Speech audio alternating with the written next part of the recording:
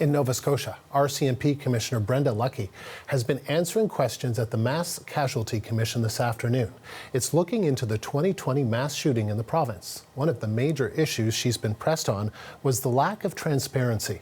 She was challenged about a briefing where the public was told the death toll was in excess of 10 when the actual number at the time was 15.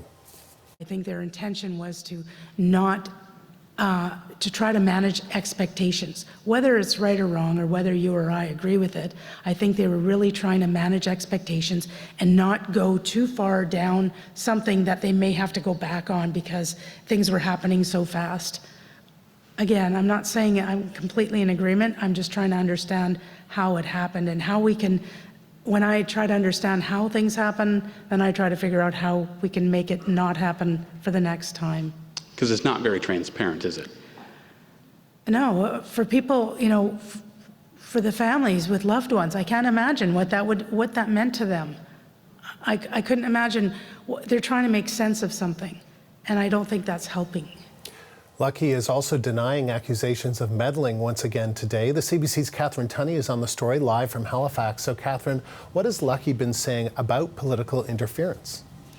Well, Andrew, the top Mountie in the country is saying that she was concerned about accuracy of the information following the mass shooting. She was concerned about, that Canadians would lose trust in the RCMP, and says that that's why she was so hard on the Mounties here in Nova Scotia about releasing the types of weapons used by the gunmen. Of course, she's been followed by this controversy from Ottawa and out to Halifax about whether she was under political pressure to get RCMP here to release that type of information, and whether that pressure, so says the allegation, was tied to the Liberal government's plans to release a gun control or, an upcoming gun ban. She said today that really all of this comes down to the fact that she was, upset that information wasn't getting out to the public, that she felt that it should be, and that, she says that she was told that information was going to be released, that she told Ottawa that, and then that's where she was so frustrated when that information didn't come out. Take a listen. The weapons itself did not matter to me. It was the fact that I was given erroneous information that bothered me, because I pride myself on giving the right information. So when I was told that I was asked a question, were they going to be included? I was told yes. I took the time to return the answer to the question and say yes, they would be part of the media release.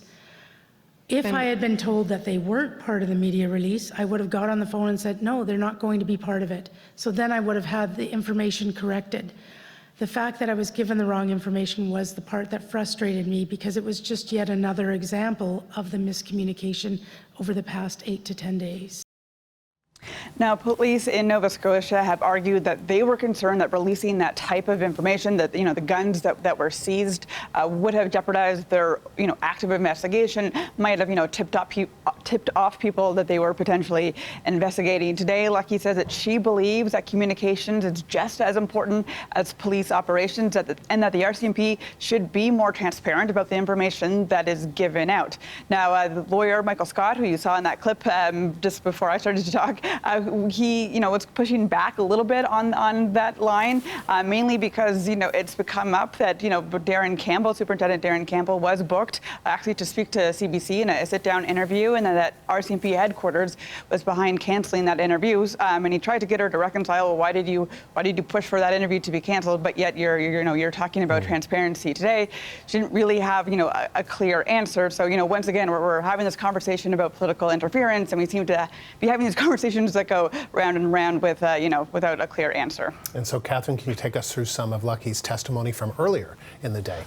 So Lucki, she talked today about how, morale has, been low at the RCMP here in Nova Scotia. Not surprising, given how huge of an issue this was. She talked about how, the trust between people, Canadians and the RCMP has been broken because of this, and that continues to have impacts for the RCMP, especially, because it's impacting recruitment, she says. Now, Scott, again, was pushing back, one of the lawyers for the family, as saying that the criticism that she was talking to, pointing to that was the issue. That criticism is coming, for example, from some of the families who have concerns about how information, was shared in those early hours. So, even though she says, criticism is hurting the RCMP and is hurting morale, he's pointing out that some of that criticism needs to be addressed, that the RCMP needs to be accountable to that. So he's continuing to question the RCMP commissioner today, and we're expecting more lawyers for different families to continue that tomorrow. All right, we'll be watching. Catherine, thank you. The CBC's Catherine Tunney live in Halifax.